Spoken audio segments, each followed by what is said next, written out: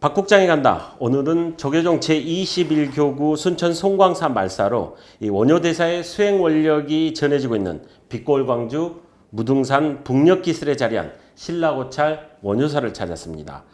원효 큰스님께서 이 무등산의 수려함에 감복해 암자를 개축하고 주석한 이후 원효암, 원효당의 이름으로 이 전해져 내려오는 1500년 신라 창건 고찰로 빛골광주 무등산의 대표 사찰입니다. 이곳 원효사에 주석하시면서 광주 발전을 기도하고 계신 주지 해청 스님 인사드리겠습니다. 스님 안녕하십니까? 네, 안녕하세요. 네. 예, 바쁘신데 이렇게 반겨주셔서 감사합니다. 네, 반갑습니다. 네. 스님 먼저 전국의 많은 불자들에게 인사 한 말씀 부탁드리겠습니다. 네. 안녕하세요. 저는 대한불교 조계종 21교구 송광사 말사 광주 무등산 원효사 주지이면서 광주불교연합회 총무를 맡고 있는 해청입니다. 반갑습니다. 네, 반갑습니다, 스님.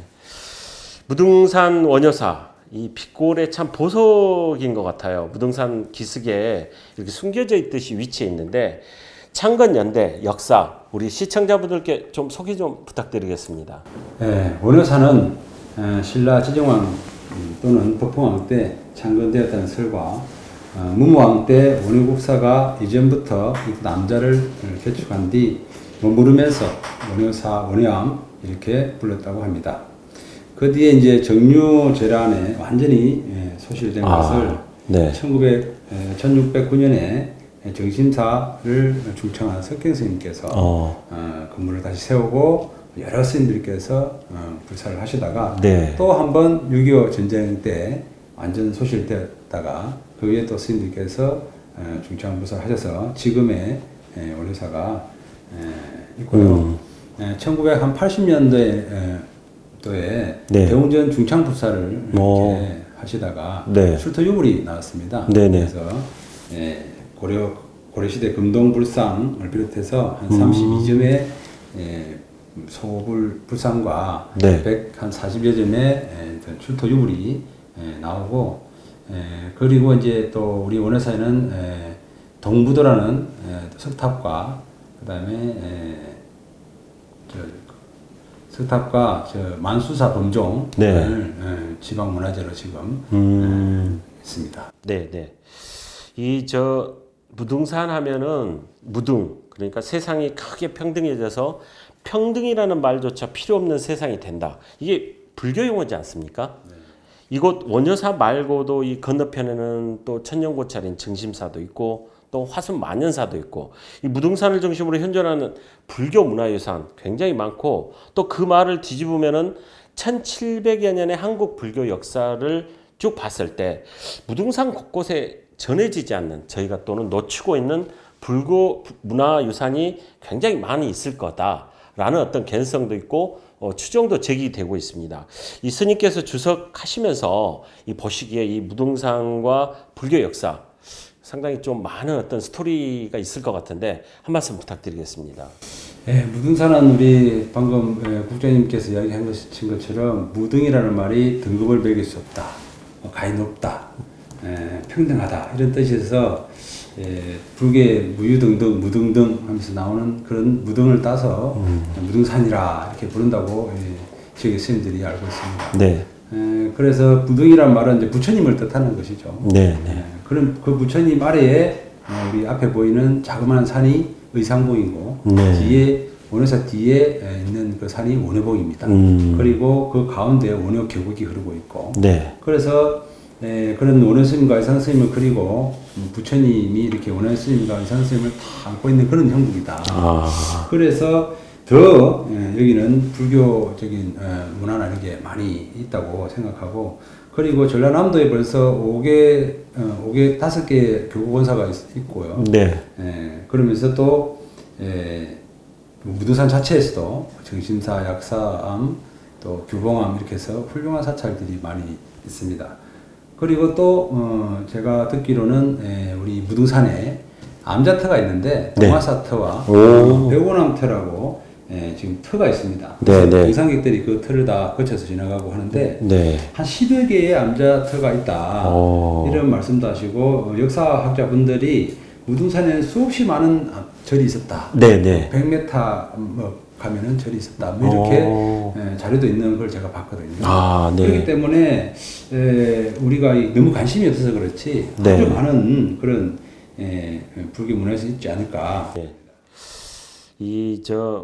스님 말씀 들어보니까 이 무등산 자체가 어떻게 보면은 불교의 하나의 어떤 그 문화유산의 성지처럼 곳곳에 있는 것 같은데 오히려 현대에 사는 저희들이 그걸 많이 놓치고 있다.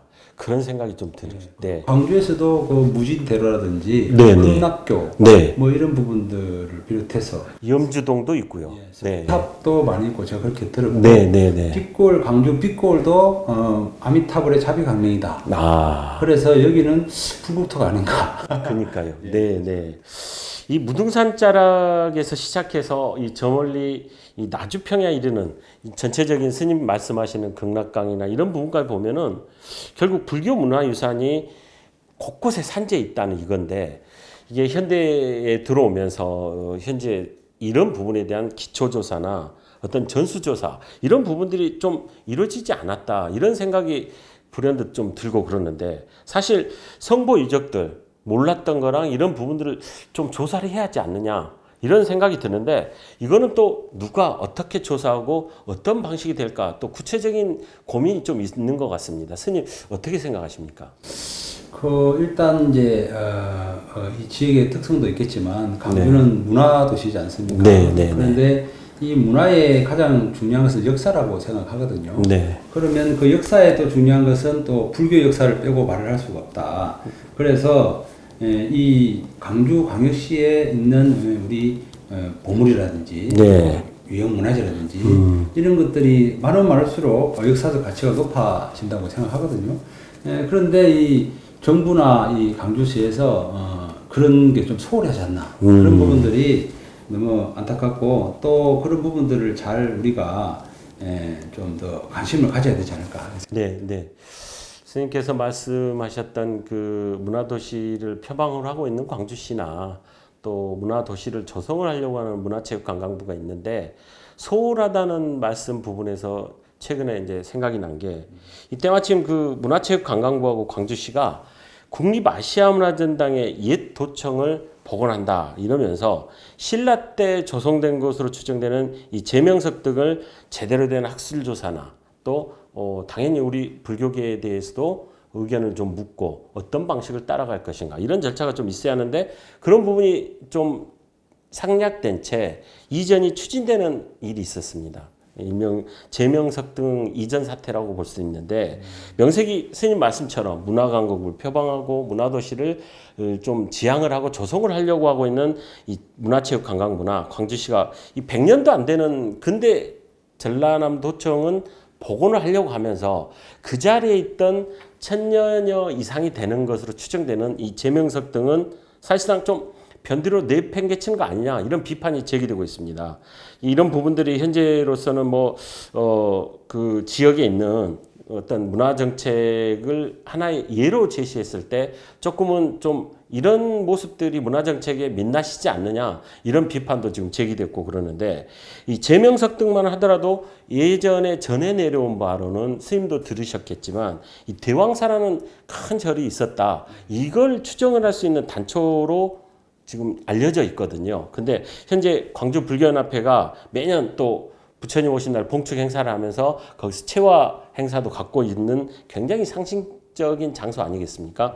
근데 이번 사태 스님께서도 면밀히 처음부터 보셨겠지만 어떻게 보시는지 좀 한 말씀 부탁드리겠습니다. 네, 우리가 광주불교연합회에서 그 제등행렬 연등회 간등회를 하면서 그쪽에 그 대왕사라는 큰 사찰이 있었고 또 제미석등이라는 그런 문화재 자료가 있고 하기 때문에 그 체화놀이라든지 이런 걸 하면서 아주 상징적인 자리이기도 합니다. 네. 그래서 그쪽에서 우리가 그런 문화재 행사를 불교 문화 행사를 하고 있는데 이번에 그런 이야기를 듣고 참 안타깝다는 생각이 들었고요. 그리고 제미석등이나 지금 광주에 있는 십신사지 석불이나 십신사지 탑인가 뭐 이런 게 있습니다. 그런 문화재들은 충분히 보물 가치가 있다 이런 이야기를 제가 많이 들었기 때문에 그런 보물을 그냥 이렇게 옆에 어디 마을에 있는 탑 옮기듯이 이렇게 뭐 해서 옮긴다는 것은 참 너무 안타깝고 네. 좀 우리가 문화에 대한 그런 가치와 생각을 좀 더 깊이 해야 되지 않나 그런 네. 생각을 많이 네. 네. 앞에서도 제가 뭐 제명석 등 이전 사태라고 제가 용어를 붙였는데 사실 저희 불교방송 보도와 함께 광주 불교연합회 또 회장이신 더성 스님도 같이 인터뷰를 하시면서 이런 부분들이 강기정 시장과 광주시적이 전달이 되면서 문화체육관광부 종무실에서도 좀 인지를 하게 되고 지금 현재 이전 과정은 중단이 된 상태입니다. 다행이라고 할 수 있지만 글쎄 근본적인 문제에 들어간다면은 이전이 문제가 아니라 앞에서도 스님 말씀하셨던 무등산권과 광주 전체에 흩어져 있는 분명히 있을 것으로 구전이 되고 있는 불교 문화 유산에 대한 전수조사가 이번 사태를 계기로 해서 좀 필요성이 제기되지 않았나 이런 얘기가 있습니다. 아무래도 그런 부분들이 정말 중요하게 느껴지기 때문에 그런 주장이 나온 것 같은데 스님께서 보시기에 그런 전수조사에 대한 부분 어떤 생각이 있으신지? 지금 앞에 제가 앞에 말씀드린 것처럼 무등산의 암자터가 지금 이제 공식적으로 한 두세 개가 있는데 불구하고 많은 암자터가 있다. 아직도. 네, 아직도 있고 우리 문회사도 마찬가지고 정신사도 마찬가지고 한 번도 발굴 조사를 한 적이 없다. 그리고 옛날에 그 호남학 연구소라든지 불교 문화에 관련된 연구소에서 많은 자료를 이렇게 확보를 하고 했다는 제가 이야기를 들었습니다. 네네. 그런데 한 번도 그런 조사를 하지 못했고 또 그 문화광장 같은 데는 아까 말씀하신 것처럼 100년 정도 된 아주 우리가 슬픈 역사지만 그거를 가지고 있는데 1000년이 넘는 그런 역사를 가진 어떤 그런 거에 대해서는 전혀 우리가 하지 않고 문화관광의 문화의 도시에서 역사 문화를 빼고 뭔가를 이렇게 한다는 것은 참 우리 조상님들에 대한 좀 미안한 마음도 들 정도로 그래서 앞으로 기회가 된다면 이런 것들을 해서 좀 이 유명한 자리라든지 중요한 자리라든지 이런 것들은 한번 전수조사를 해서 발굴 조사를 해서 한 번 더 이렇게 역사를 되씹어 보는 그런 시간이 됐으면 좋겠습니다. 네. 뭐 우리 강기정 광주시장이나 광주시도 아마 그런 계획이 있지 않을까 저는 또 그렇게 생각해 봅니다. 왜 그러냐면은 이 최근에 광주시가 광주 남구 양림동에 있는 이 개신교를 비롯해서 천주교와 이 기독교 근대 문화재를 근대 문화유산 지구로 조성을 하는데 굉장히 공을 들이고 있거든요. 결국은 그런 부분들이 광주의 어떤 관광 활성화나 이런 취지에 있는데 큰 틀에서 보면은 결국 무등산권과 광주 곳곳에 있는 불교 문화 유산과 맞물려서 같이 조성을 한다면은 바로 그런 부분들이 또 빛고울 광주의 하나의 문화 콘텐츠가 되지 않느냐 이런 생각이 드는데 지금 이 인터뷰에서 불교계를 대표해서 우리 강기정 광주시장이나 광주시에 스님 한 말씀 좀 건의를 하시죠. 한 말씀 하셔도 괜찮을 것 같습니다. 강기정 우리 시장님께서는 뭐 이쪽 지역구 또 하시기 때문에 북구가 그렇죠. 아주 시장님이 불교 문화에 대해 관심이 굉장히 많으시고 한번 오셔서 이 탑에 대한 이야기도 하시고 그런 부분이 있습니다. 그래서 굉장히 많은 관심을 가지고 계신 것 같고요. 또 우리 광주시에서도 이제 좀 이 광주의 어떤 큰 어떤 홍보와 발전을 위해서는 이런 역사나 문화에 대해서 좀 더 고민하고 생각을 해서 광주가 문화도시다 이런 거를 좀 많이 생각했으면 좋겠습니다. 현재 지구촌을 휩쓸고 있는 한류 스님 한번 들어보셨죠? 지난 3월인가 문화체육관광부에서 전 세계에 있는 그 한류 팬들에게 설문조사를 했는데 이 한류 팬들의 소원이 뭐냐 그랬더니 한국을 첫째 방문하고 싶고 한국을 방문한다면은 한국의 전통 문화를 체험해보고 싶다가 1등으로 나왔습니다. 자, 그렇다면은 이 한국을 방문해서 한류의 원형 콘텐츠, 한국의 전통 문화, 그럼 결국 불교 전통 문화를 빼놓을 수가 없게 되는데, 광주시에서도 스님 말씀하신 것처럼 이 광주의 문화 콘텐츠로서 무등산권의 불교 전통 문화 유산과 그다음에 남구 양림동의 근대 문화유산이 어우러진다면은 굉장히 좀 아름다운 어떤 모습의 문화 관광 콘텐츠가 나오지 않을까 그런 생각이 드는데 그러려면은 결국은 앞에서 스님 말씀하셨던 전수조사 이런 부분들이 굉장히 학술 조사가 중요할 것 같습니다. 구체적으로 우리 광주 불교연합회도 있고 저희 불교방송도 있고 불교계 전체에 또 뜻이 있겠는데 구체적으로 이런 전수조사는 학술 행사랑 어떻게 가져가면 되는지 선생님 한 말씀 부탁드립니다.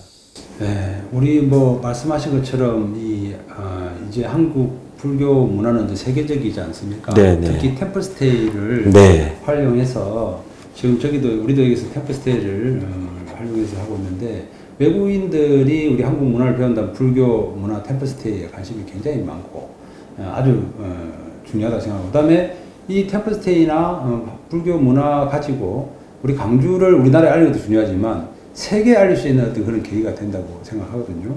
그래서 지금 우리가 알고 있는 어떤 이 광주 역사, 불교 문화 역사를 통해서 많은 교수님들이나 또 지자체 어떤 관심 있는 분들이 모여서 이 전체적인 어떤 우리 광주 역사 또 불교 문화 역사 이걸 한번 재조명할 수 있는 그런 시간을 가지면 앞으로 광주가 이런 관광이나 문화에 대해서 좀 큰 그림을 그릴 수 있지 않을까 그런 생각을 해봅니다. 네, 스님 방금 말씀하신 부분이 굉장히 감동적인데 결국 불교 문화유산 지구의 문화유산의 활용이라는 측면에서 가장 인기가 있는 게 바로 말씀하신 템플스테이인데 제가 이렇게 보니까 이 원효사 템플스테이가 이 또 손에 꼽힐 만큼 인기가 만점이더라고요. 그리고 또 이 보니까 전통산사 문화재 활용 사업도 펼치고 계시던데 템플스테이는 어떻게 해서 인기가 있고 이 전통산사 문화재 활용 사업은 또 어떤 건지 좀 소개 좀 해주시죠. 네. 지금 템플스테이 같은 경우는 제가 와서 한 2년 전부터 시작을 해서 했는데 광주 시민들이 여기 와서 힐링을 하는 이유가 여기 원효사에서 보는 누각에서 보는 원효사의 무등산의 그 경관이 너무 아름답고 누각에 앉아서 무등산을 보고 있으면 그냥 힐링이 된다. 네. 그런 이제 얘기도 많이 듣고 해서 제가 원효루라고 하는 우리 무등산 누각을 시민들한테 이렇게 개방을 했습니다. 네. 그래서 등산하다가 쉬시기도 하고 뭐 편안하게 이야기도 하시고 그렇게 하면서 무등산을 바라보면서 힐링이 되게끔 굳이 부처님 말씀을 안 해도 멍 때린다 하잖아요. 네. 멍을 때리고 있는 그런 모습을 보고 템플스테이를 하면 굉장히 좋겠다. 네. 그래서 시작을 하고 그다음에 그리고 그렇게 힐링을 되면서 자기 마음을 돌아볼 수 있으면 그만큼 좋은 부처님 법문이 있을까. 그래서 나를 찾아 떠나가는 행복 여행 이렇게 한 마음에 맞게끔 너무나 이 명상하기 좋은 그런 곳이라고 얘기를 많이 들어서 지금은 저 무등산의 아름다운 자연 경관을 보고 템플스테이를 많이 찾는 것 같고요. 또 이제 이런 자기를 돌아볼 수 있는 시간을 만들어주는 것 그것이 지금 인기가 있는 것 같고요. 두 번째 문화재 활용 사업은 아까 서두에 말한 것처럼 출토 유물이 나왔습니다. 출토 유물이 나오고 또 여기에 이제 오주호 선생님이 쓴 탱화를 그린 그런 작품도 있고, 그리고 이제 이 무등산의 아름다운 경관도 있고, 그래서 그걸 활용해서 어린이들 막 발굴 작업도 하고 같이 원효선 그림도 그리고 그리고 같이 뭐 재밌는 음식도 만들고 여러 가지 프로그램을 하는데 굉장히 어린이들이 너무 좋아하는 그런 잔디가 좀 있지 않습니까? 그래서 가족들이 애들 데리고 손을 잡고 잔디밭에서 이렇게 쉬어가는 그런 행사를 하고 있는데 지금 굉장히 만족하는 것 같습니다. 네.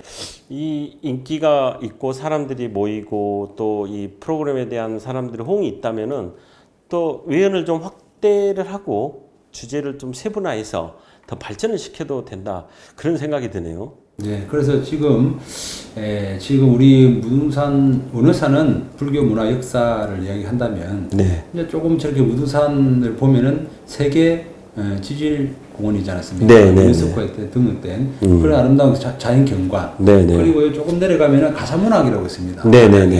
그래서 이 문화가 불교 문화가 있는 게 아니고 여러 가지가 같이 있기 때문에 그런 것도 활용하면 정말 아름다운 곳이 되지 않을까 생각합니다. 강기정 시장님이 이 방송을 들으면은 또 이 정책의 방향을 또 잡는데 도움이 되지 않을까 순간에 그런 생각을 해봅니다. 그러고 보니까 또 스님 이 원효사를 가꾸고 운영하시는데도 굉장히 바쁘실 텐데 최근에 이 불교환경연대 또 상임 소임도 맡으셨어요. 굉장히 바쁘신데 또 이 소임을 맡으셨는데 그래도 이렇게 또 스님이 맡으시니까 많은 분들이 또 기대를 하고 그러는데 이 자리에서 또 포부 한 말씀 해주시죠.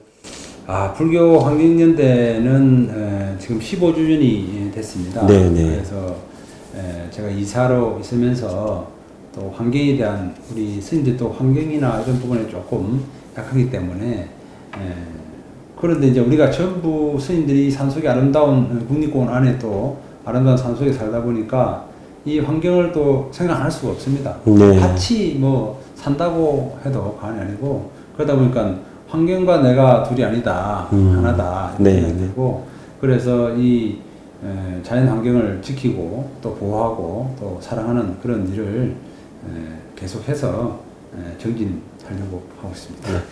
시청자 여러분도 불교환경연대 우리 희청 스님 오늘 인터뷰를 통해서 얘기를 들으셨지만 또 후원을 하고 동참을 하신다면 스님과 함께 이 지구가 또 맑고 향기롭게 되지 않을까 그런 생각을 해봅니다. 뭐 방금 또 이 많은 말씀을 해주셨지만 한편에서는 또 이 불교도 그렇고 이 코로나19가 지나가면서 신도수가 많이 줄었다. 또 인구는 또 인구대로 줄었다. 이러다 보니까 요즘 분들이 또 종교에 좀 의탁하기보다는 자기 개인의 어떤 삶 이런 부분에 집중을 하다 보니까 결국은 크게 지방소멸, 종교의 위기 이런 얘기가 많이 있지 않습니까? 그리고 또 사찰에 계시는 스님들께서는 이거 불교 위기 아니냐 이런 이야기도 하고 그러는데 스님께서 이렇게 원효사에 계시면서 생각해 보셨을 때 어떤 해법이 있을 구상도 좀 해보시지 않았을까 그런 생각이 있는데 선생님 뭐 이 자리에서 뭐 해법 한 말씀 해주시죠. 그래서 아주 어려운 문제인데요. 네. 진짜 뭐 세상이 점점 바뀌어가고 이렇게 빠르게 변하는 시대에 우리가 빨리 발을 맞춰 나가는 것도 중요하겠지만 그렇지만 우리가 이제 막 소멸된다고 해서 뭐 위축되거나 그럴 필요는 없다고 생각하고요. 또 2500년째 부처님이 마음에 대한 부처님 말씀의 마음에 대한 가르침 또 그것이 지금까지도 이어오고 많은 사람들이 그 힐링이 되고 있지 않습니까? 그래서 한 사람 한 사람한테 우리 스님들이나 저를 비롯해서 진정한 불자를 만드는 데 노력을 하면 우리도 지금 그렇지만 지금 우리 앞에 어떤 법정 스님이나 이렇게 법륜 스님이나 이렇게 큰 스님들이 계시지 않습니까? 그런 분들이 불교를 많이 이렇게 크게 발전시키는 것처럼 한 사람 한 사람 불자를 좀 진정한 불자를 만드는 데 노력하면 조금 그런 부분에 대해서는 2500년에도 그랬듯이 변하지 않고 불교가 이어지지 않을까 생각합니다. 네. 자, 어느 결에 뭐 스님 시간이 뭐 이렇게 빛의 속도로 가버린 것 같습니다. 이 마지막으로 스님께서 이 원효사에 주석하시면서 또 그동안에 수행을 하시면서 마음속에 놔뒀던 좋은 경구가 있을 거라는 생각도 들고 그런데 그 경구도 좀 소개 좀 해주시고 우리 이 방송을 보고 계시는 전국의 많은 불자들한테 또 좋은 말씀 마지막으로 한 말씀 부탁드리겠습니다. 네, 최근에는 이제 이렇게 원효사라는 사찰에 이렇게 있으면서 강주 포교 활동을 하고 있는데 원효 스님의 뭐 화정사상이나 일심도 참 좋지만 일체유심조라는 말이 있지 않습니까? 그래서 지금 어렵고 힘들다고 계속 생각하면 점점 어렵고 힘들 것 같아요. 네. 근데 이제 그래도 우리는 부처님 말씀이 있고 네. 또 우리가 정전한 힘이 있지 않습니까? 그래서 그런 힘을 가지고 모든 것은 마음에 달려있다 이렇게 생각해서 좀 더 힘을 내시고 불자님들께서 또 어려운 시기지만 어려운 사람들 많이 돕고 또 열심히 정진해서 이렇게 극복을 하면 우리 좋은 세상이 오지 않을까 그런 마음을 항상 정진하고 기도하고 있습니다. 네. 들으셨죠? 시청자분들 일체이심조 스님 말씀이 오늘 힘이 되는 것 같습니다. 박 국장 오늘 우리 저 취재진과 함께 스님 박 국장이 간다 찾아뵀는데 힘을 얻고 가는 것 같습니다. 스님 항상 건강하시고요. 다음에 또 박 국장이 간다 한 번 더 또 찾아뵙도록 하겠습니다. 감사합니다. 고맙습니다. 네.